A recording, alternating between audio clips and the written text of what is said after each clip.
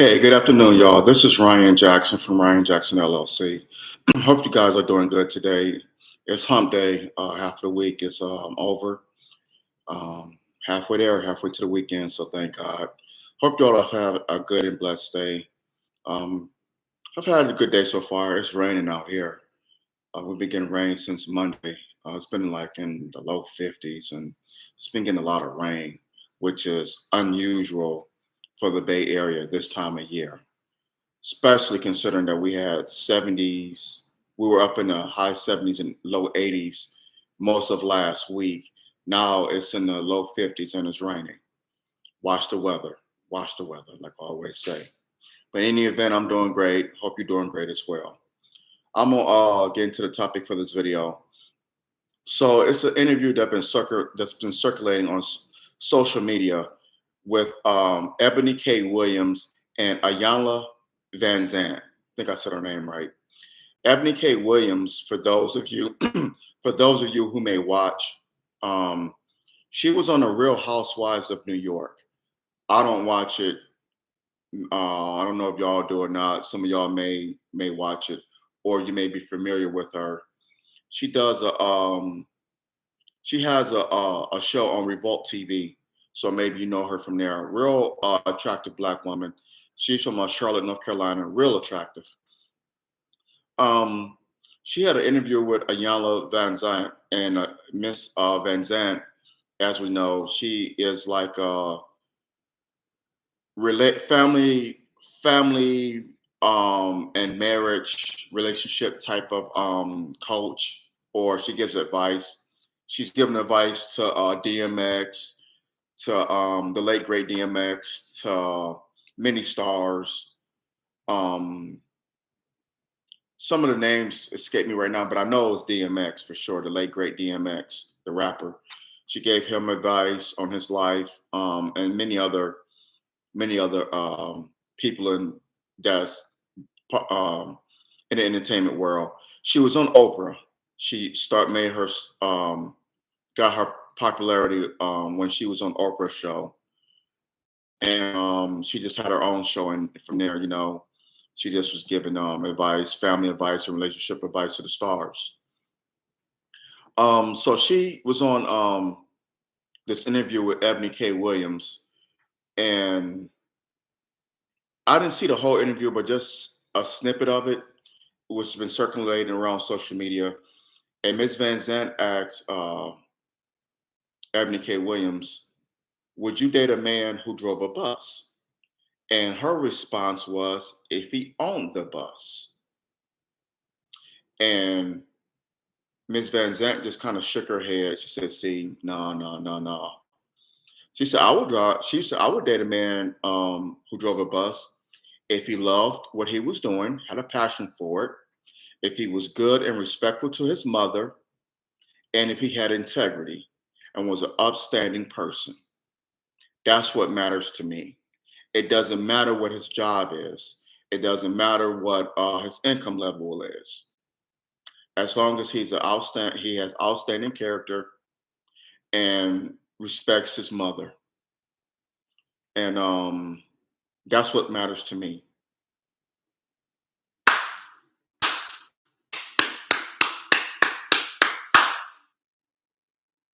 Ms. Van Zandt, I applaud you.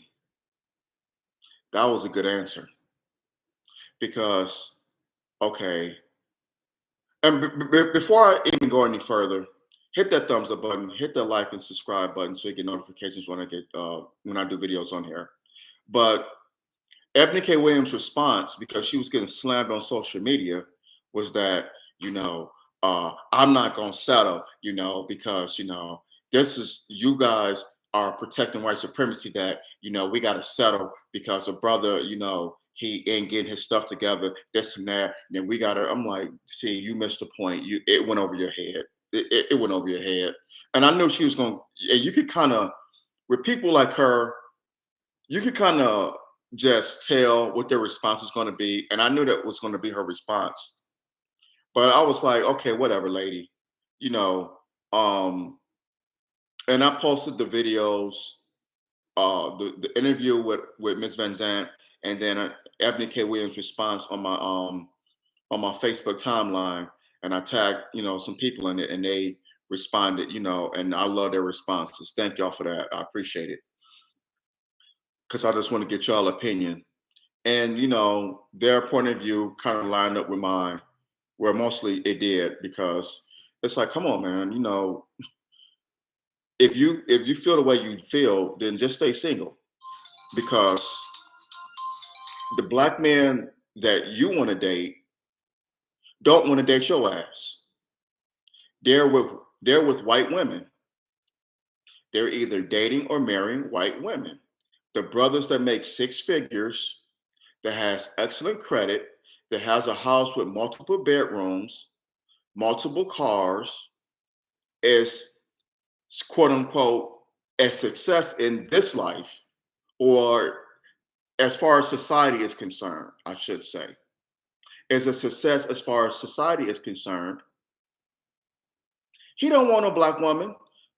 Sadly, and I shouldn't say all black men that fit this criteria feel that way, but far too many of them do. They don't want a black woman. They want a snow bunny. They want a Becky or a Karen, or they want an Asian woman, or a Middle Eastern woman, or something other than a black woman, particularly a white woman. They do not want black women. They don't want your ass. And the brothers who do want women like Ebony K. Williams, and there's some out there that do, to each their own. You don't want those brothers because they don't measure up to your standards. They don't add up to your standards. Would Ebony K. Williams date a man that drove a bus? Hell no. Would she date a man that was a, we'll call them bus operators, bus drivers, but bus operators, professionals, professionally speaking. Bus operators make excellent money. They make great money. It's not like back in the 70s and 80s. They have they work for the city. They have excellent benefits package, excellent, excellent medical and dental and vision, because they're like almost like government employees. They're city government. They work for the Department of Transportation in many of these cities like Atlanta, Detroit, Philly, New York, out here in the Bay Area, San Francisco, wheresoever. They make Chicago. They make excellent money. I want to say they start off at 50,000, maybe 90,000 in some places. That's good money. We know inflation. Yeah, I get it. But you have excellent benefits. You're working. And you know how I feel about jobs. But for those of you who love to work, more power to you. If you love your job and you love what you're doing, I have respect for that. I have absolute respect for that. Where I was coming from with these jobs and where Dr. Boyce Watkins is coming from are the people who go to these jobs, punch these clocks, and they hate life. They hate their jobs. They hate the people they work with. And the people that they work with hate them as well. They hate their boss and they want to fire their boss. Those are the people he's he's reaching out to, he's talking about. And those are the people, and I echo those same sentiments, and I say it on here. Damn or not, excuse me, get some water.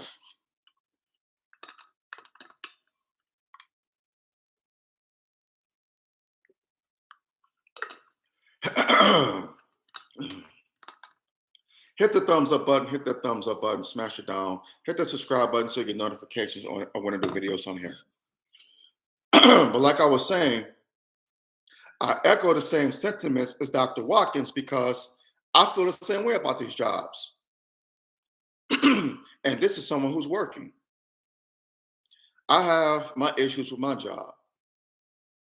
It's things that bother me. And only reason why I'm working is to help me supplement my business. I don't plan to work forever.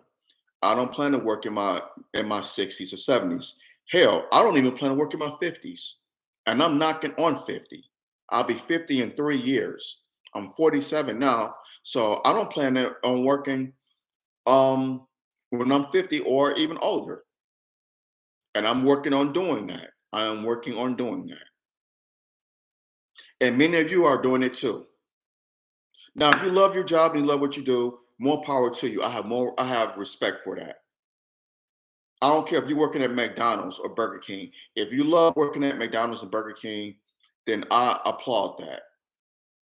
That's something that you enjoy, and you like doing it. You enjoy doing it, and it just brings comfort in your life. Who am I to tell you, man, damn that job. Man, quit.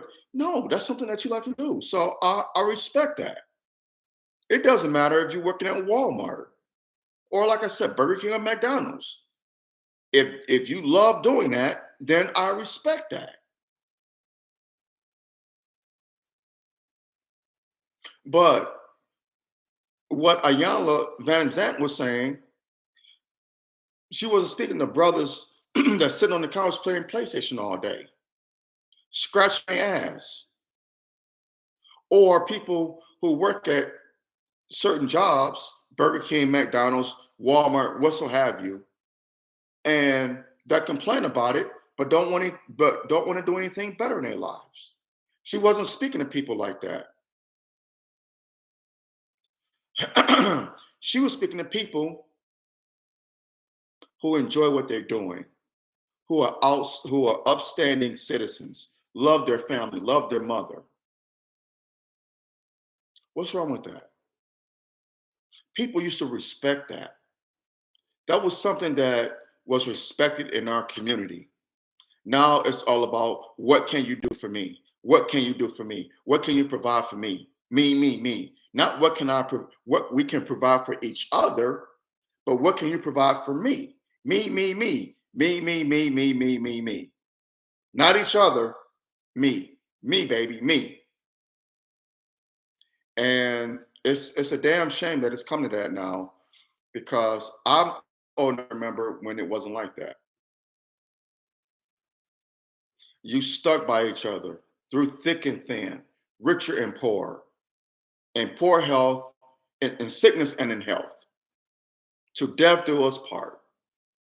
People actually used to take those vows seriously. You made a vow before God. People took that seriously. Now it's just the prompt and circumstance.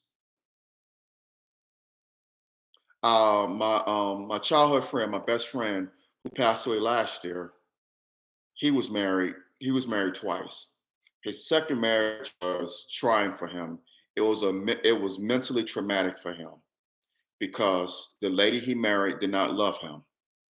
She did not love him for for the person who he was. She just wanted a big wedding. She was just in love with the idea of marriage, with the wedding, with people showering her with gifts. That's the only thing that was concerning to her. She didn't love my friend, my brother, I should say. She didn't love him. And that really, really disturbed me. And people in my family were upset about it. My mother, because she thought of my best friend as another son. And so she was concerned about him, and rightfully so. I was concerned about him because it was some BS. You didn't marry him because you loved him. You married him because you were in love with the idea of marriage. And that was mentally traumatic for him. I think they stayed married. Maybe they got married in October of 2016. So November, December, January, February, March, April. By June of 2017, they were already going through divorce proceedings. I'm not making this up. So what's that? You're talking about what? 8 months? They weren't married for a year. I think they got married, and it was bad for the children, for his daughters, because my nieces, because the lady he married, she had an older son, and my nieces thought of her son as a big brother, and he thought of them as his little sisters. So it was trying on the children, and her son lost a father figure because he looked at my friend, my best friend, my brother, as a father figure for him because his father wasn't in the picture. So my brother filled that void. So when they split up, when they divorced, and they went their separate ways, that was traumatic on him. He was teaching them about, taking them to football practice, teaching them how to play basketball, about the game of basketball, what he knew about football. He was actually taking the time, helping with his homework, teaching him about girls. He was actually taking the time to be a father to this young boy. He's grown now, and I hope that young man is doing good. I hope he's doing good in his life. Um, I often think about him. Good young man. In my opinion, I thought his mom was very mean to him because she used to beat him when he got on her nerves. She would just grab a belt and start beating him. And this boy was a grown boy. He was 12, 13 years old. You beating him with a belt. It's like, come on, lady, really? And she was just mean to him. Maybe she took it out. Maybe she was mad at his father and she took it out on him. She had issues in her life. And many women do this. And it's not right. Not all, but a lot of women do this. And it's not right because the child end up having animosity toward the parent. And we know that's not right. But parents play a role in how their children are gonna view them when they get older. They do. And so, but back to I kind of went off the subject, but I'm bringing it back to this interview. Yeah, a lot of the men that Ebony K. Williams are speaking to, women like Ebony K. Williams like or want, they don't want their asses. Like I said, they're in love with white women or other women besides black women. They don't want them. Or just stay single.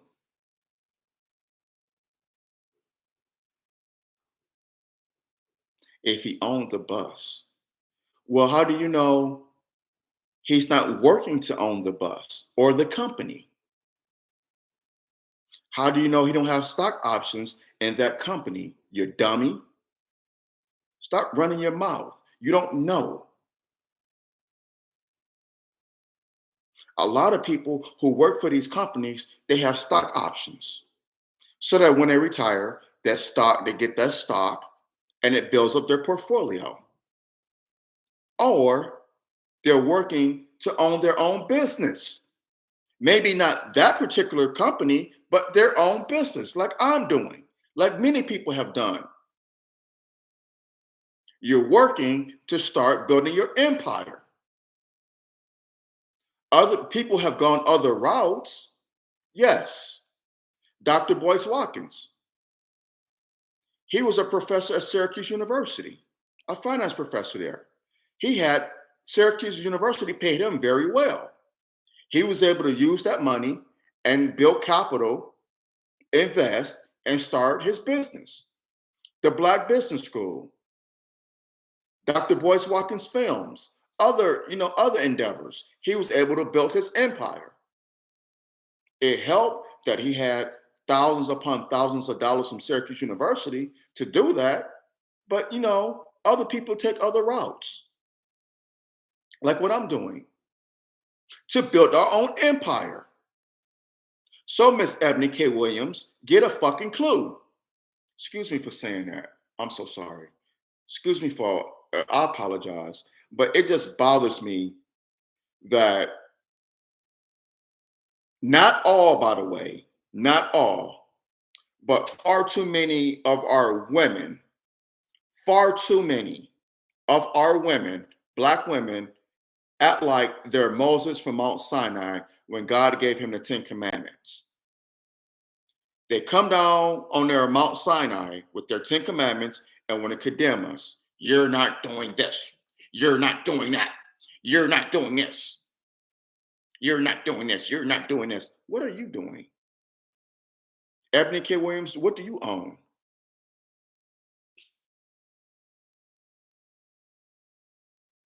What do you own? Are you married? And most of the women who say stuff like that, what if he owns his own bus? If he owns, this and that, if he, they don't even have a man. They're not dating, they're not married. And I wonder why. I wonder why. Hmm. I can't understand why. Hmm. Things to make you go, hmm. Black people in this country, we're behind enemy lines every single day of the week, 24/7, 365 days a year. We're behind enemy lines. This devil wants to take us out in a nanosecond, and they're working quadruple overtime to make sure that happens. We cannot afford to have a war of the roses in our community. We can't afford it. We can't afford it. We got too much at stake. Far too many of our sisters look down on our brothers. Far too many of our brothers look down on our sisters. We got to divide. The black men don't want to date or marry the black woman because all they wanted to do is get in between her legs. I'm not speaking about all black brothers and sisters. Let me just make that perfectly clear. This isn't all of our brothers and sisters. Let me be clear on that. Crystal clear on that. Not all. Far too many. Far too many. And if it don't apply, let it fly. But for those who are doing this, that's who I'm speaking to. The brothers that all they want to do is get in between a sister's legs. They want to get in between them thighs. Hit it and quit it. I know people like that. Hell, I have a sibling like that.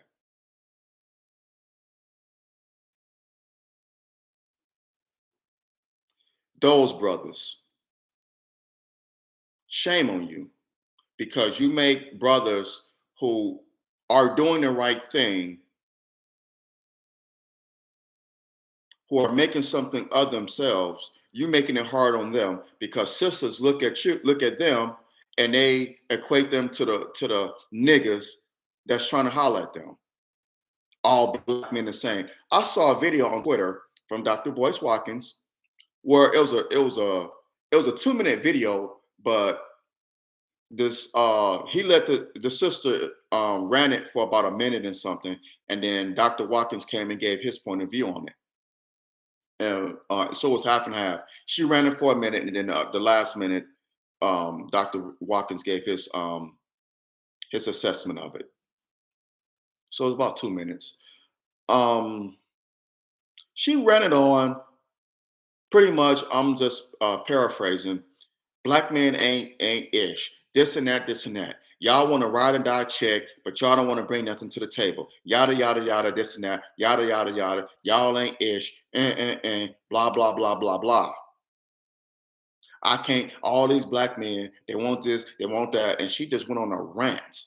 Went on a rant.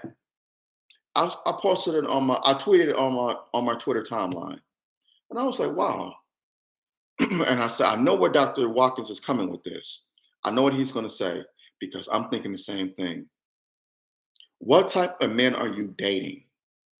What type of men are you dating? You have to do some soul searching, sister.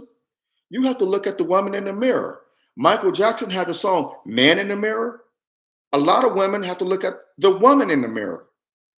Do some deep soul searching.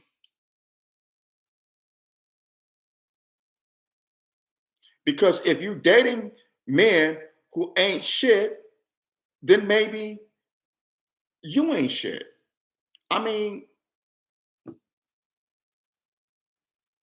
they say opposites attract. Well, like those are who are like-minded attract too. Stop dating men who ain't about nothing. You don't have to be in a relationship at that very moment. You could take some time to soul search for your mental health, your mental well-being. Just say, I'm gonna take a break from dating right now. I'm gonna do me. And when I find someone who's worthy of me giving my body to or being in a relationship with, then that's when I will, go out and start dating and eventually get into a long term relationship, and then eventually marriage. But until then, I'm gonna do some soul searching within myself. A lot of brothers should take that advice too. Stop settling. Stop dating women who are not about nothing.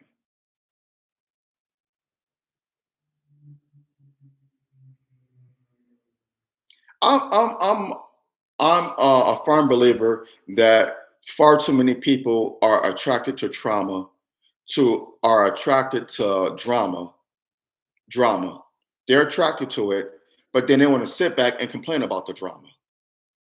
Make it make sense. I have people in my family who do this.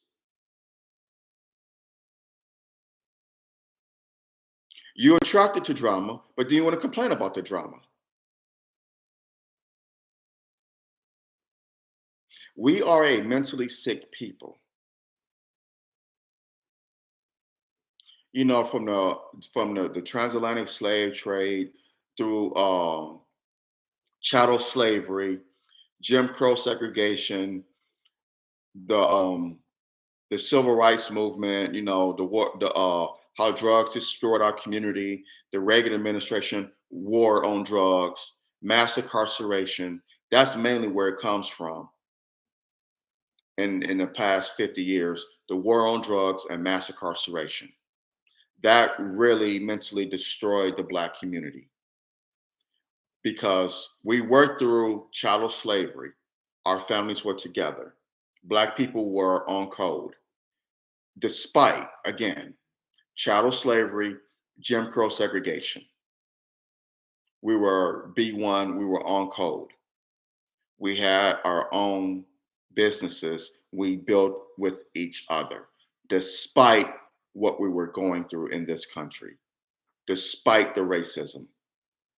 But over the last 50 years, two things: the war on drugs and mass incarceration, that crime bill that y'all President Quaker Oats, aka Jim Crow Joe, aka Sleepy Joe, wrote, and y'all first black president,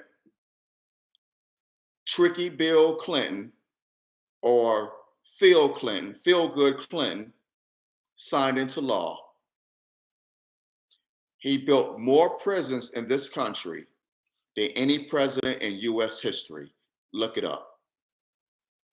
Sent thousands upon thousands upon thousands upon thousands of black men, not just black men, but black women too, to the gulags,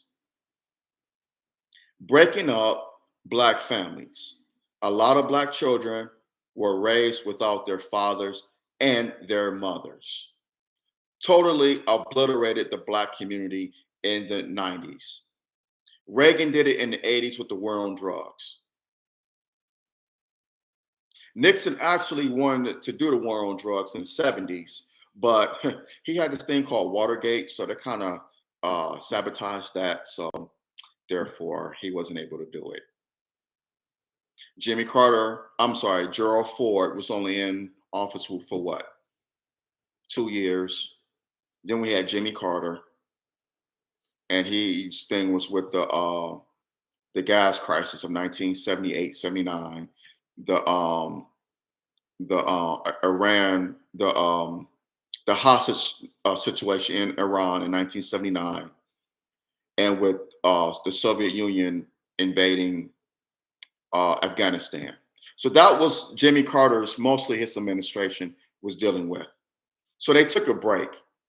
But then 1980, Reagan gets elected, and throughout the 80s, he's the president. And the first thing, war on drugs. That's when you have police breaking down doors with tanks down the street, raiding drug houses, throwing too many of our brothers and sisters in the gulags. And they continue with Bush, with H.W. Bush, his vice president, into the late 80s, and from the late 80s into the 90s, which led to Bill Clinton, which led to President Quaker Oats. Well, actually, at that time, Senator Quaker Oats signing that crime bill in '94. So you see the Democrats. When I say that the Republicans and the Democrats are two different wings on the same bird, they really are, because President Feel Good Clinton and President Quaker Oats, they're really Republicans. They're conservatives. They have conservative ideas. Lock up Black people. Lock up as many as you can, as many as possible. And this destroyed the Black community. This is where we're at now. Again, I kind of got off the subject, but I'm bringing it back to Ebony K. Williams and Iyanla Vanzant. It's something in our community. It's just, I can't help but think this is why a lot of sisters feel the way about brothers, and a lot of brothers feel the way about sisters. We are mentally sick people. Like I said, far too many of our brothers want to get in between the sisters' thighs and then want to hit it and quit it. And you have men who actually are they want a family. They don't care if about a woman who has kids. They say, hey, you know what? I want to date you, and I understand that you have children, but I like you for who you are, and I like your children. I want to get to know y'all, and hopefully we can build a family. These brothers are portrayed as simps. I've seen it. These brothers are portrayed as simps. Man, why you dating a woman and her kids? Man, you dating her kids. You feeding her kids. You. Well, if you want to get into a long-term relationship with this woman, which is going to lead to marriage, why not? Her kids are a part of her. You're not just dating her, you're dating her kids too, if you know what I'm saying. And if you marry her, you marry into the family, which includes her kids. So brothers who say that are the same niggas who are sitting around playing PlayStation, scratching at you know what, and don't even have a woman. All they have is their right hand. Excuse me for being explicit, but I have to tell it like it is. But you want to sit up here and call a man who's dating a woman who has children, and they want to build something together? You want to call them simps? No, you're the simp. And the same go with sisters who, talk bad about sisters who dating a man with kids, or dating a man who's working at McDonald's or Target or whatever he may be doing, or as a janitor. Girl, you dating him, girl, girl, girl, girl. You dating him, girl, girl, girl. What he brings to the table, girl, girl, girl, girl. Well, how do you know he's not working to build something? He's not working to build this empire. Rome wasn't built overnight. They're dummies.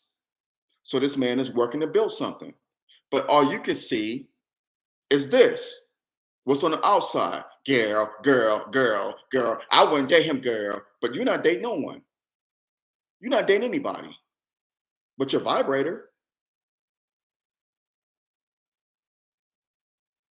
Watching these silly reality shows. And see, that's what you're looking at.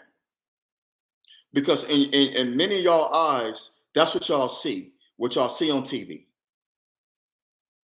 That's not reality. You have every day, you have brothers out here busting their tail every day, trying to start a business, going to these jobs that they don't want to go to, taking care of their business, taking care of their children.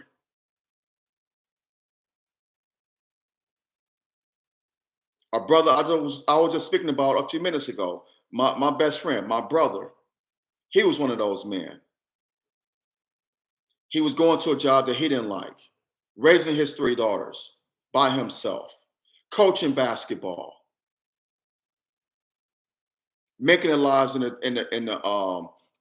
making a difference in the lives of young black men. I know another brother now, his cousin. He's raising his 3 daughters alone. He started his own AAU league, his own basketball league, and he's working. Why don't y'all highlight brothers like these? Oh, I get it, because they're not in Hollywood. They're not, the quote unquote successful types in society. I get it. You won't highlight brothers like who I'm speaking about, but you'll highlight toxic people like Future. That clown nigga. We have a problem, black people, and we must fix it as soon as possible, ASAP. We can't afford this war of the roses in our community. We cannot afford it. It's doing us no good, or any good, excuse me. It's not doing us any good. Do you hear white women telling their women, well, girl, well, why are you dating Brad? All Brad does is, he works at Walmart. Oh my God. Or he works at Target. Why are you dating Brad? He's just a mechanic. Why are you dating him? No, they build. They see potential in Brad. The same in the Asian community, the same in the Middle Eastern community and Hispanic community. They don't talk down their men. They build with them. They stay on code. That's what I'm getting at here. They stay on code. Message, black people, stay on code. We won't stay on code for nothing. We're so quick to tear each other down. Hit that thumbs up button, smash that thumbs up button down. Hit the subscribe button so you get notifications on the new videos on here. I think I made my point clear on this video about how I feel about this. So drop your comments below. Let me know what you think. Share this video, make it go viral. Share it, share it, share it. Hit the thumbs up button, smash that thumbs up button down. Hit the subscribe button so you get notifications when the videos on here. And let me know what you think. We don't have to agree, but let's agree to disagree without being disagreeable. Let's do that, especially on topics such as this. Thank you for the love and support. Our brother needs it. Continue to support my podcast and my YouTube channel. Can't do this without your love and support. Till next time, y'all be safe. Take care of yourselves and take care of each other. Beware and be aware of your surroundings. Brothers and sisters, beware and be aware. This devil is busy. Till next time, y'all, I love y'all and y'all take care. Peace and blessings.